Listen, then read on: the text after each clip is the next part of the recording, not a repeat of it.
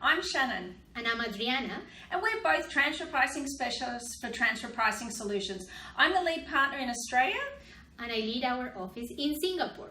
So we're here to share with you what we've learnt over the years in the industry, the do's and don'ts as to what people usually say, but we like to call it the tips and traps is the term we prefer to use in relation to transfer pricing. Yes, Shannon, we promise to keep it brief and to the point. Yep, that's it. It's 5-minute TP, hashtag 5-minute TP. Okay, so now let's get serious, Shannon. So transfer pricing has become a hot topic over the recent years, especially after the initiative of the OECD called BEPS Action Plan to combat base erosion and profit shifting. Yeah, actually, I like to say that now my parents finally understand what I do, now that it's all over the press. So it really has become a political issue, especially in Australia, but we're seeing a lot around the world. Tax authorities in the US, Europe, throughout Asia really want more revenue and have found that enforcing the transfer pricing is a good way to collect that additional revenue. But let us explain why transfer pricing. Yeah, well, okay, so in simple words, transfer pricing is the price of goods and services transferred between companies that are part of the same group.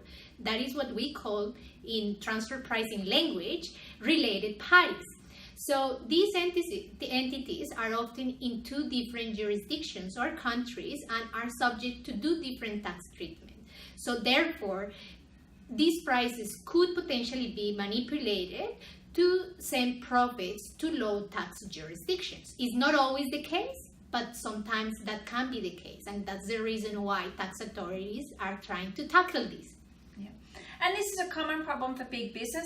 It has been around a very long time. Actually, the rules in Australia and the US have been since 1995, but it is becoming more of a big problem, and really it's a common problem with big business.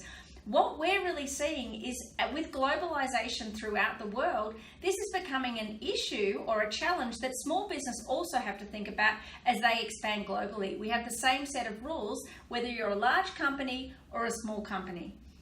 Yes, Shannon, I think one key point here that you have already addressed is that regardless of the size of the business, tax authorities can review your transfer pricing transaction even if you are a small business. As long as you have cross-border related party transaction, you are at risk of being audited by tax authorities. And one thing that is very important to point out is that transfer pricing is a gray area, and there is an element of judgment when it comes to deciding which way to go. So many tax practitioners, they identify this area as a very soft target for tax authorities to do audits. So now, Shannon, if you could explain to us a little bit, so now that we know the problem, what do we do about it and how do we manage this transfer pricing risks, Shannon? Yeah, and as you said, it is really a grey area.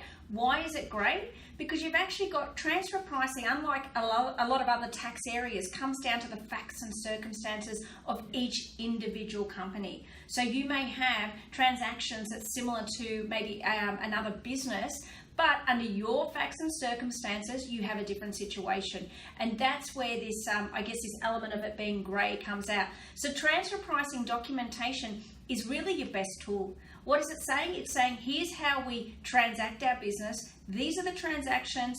This is a bit about our company, our industry, how we work, and how we're doing this today. It's a lot easier to use this as a defense tool when you prepare documentation at the time you're actually performing the transactions, because often the auditors come in a bit later, and by that stage you've got a change in team members, maybe you've got a change in even the way in which the business operates, and no one knew what people were thinking 5 years ago, and maybe at the time that transaction was correct 5 years ago, but it wasn't documented. So it's really about using your transfer pricing documentation as a defense tool when you're dealing with all your related parties, documenting what you're doing today.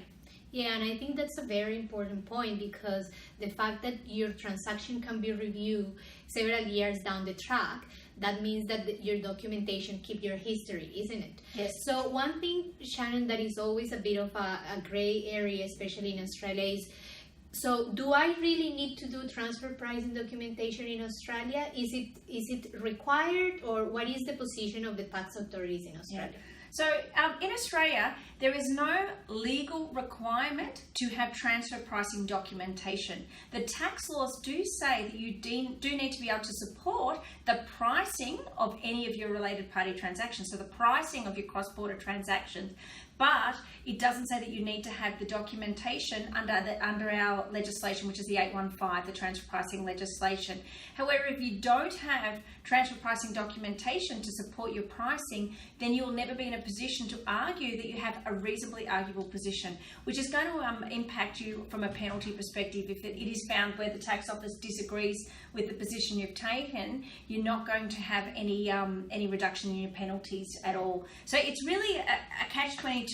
You need to have support under the tax legislation 262 that you can support your transactions, but you don't actually have documentation. To be honest, I'm not sure how that's possible. Yeah, I think that is a very good point, because the fact that you are obliged to have some record keeping means that you have to have something to support your arm's length principle. And I think that's a trend that is happening not only in Australia but also in Southeast Asia and Singapore, I think, where basically the days of doing nothing are gone. Yes. And I think after BEPS, it's critical to have some sort of documentation and record keeping in place to comply, to show that you are complying with the arm's length principle. And I think this is consistent with some of our experience with our clients that tell us today that they believe that in this tax world, having documentation is key to be successful to defend in a transfer pricing audit or in a transfer pricing review. Yeah, and I think if you do get yourself into an audit and a review, you can, having documentation in place already in advance of, you can very quickly bring that to a head, as opposed to it can be a very, very costly situation. So I think that's going on throughout the world at the moment. We're seeing actually, even in the US now, they're targeting inbound distributors into the US, so foreign multinationals going into the US. So it is a common theme. And what we're going to do with 5-minute TP, this is, I guess, a new initiative for us, but we just thought we're going to give some tips and traps. Keep on the lookout with our with the channel. Subscribe yourself onto our channel. You'll see our hashtag 5-minute TP. Feel free to contact either Adriana or I. The contact details will come up on the screen shortly. If you have any questions, maybe you've got topic suggestions you'd like us to cover, we do have a few scheduled that we will have coming up, but feel free to pass on your questions, and happy to be in touch. And I hope you've enjoyed our 5-minute TP. Thank you. Yeah, thank you very much. 5-minute TP, and don't forget, TP documentation is key.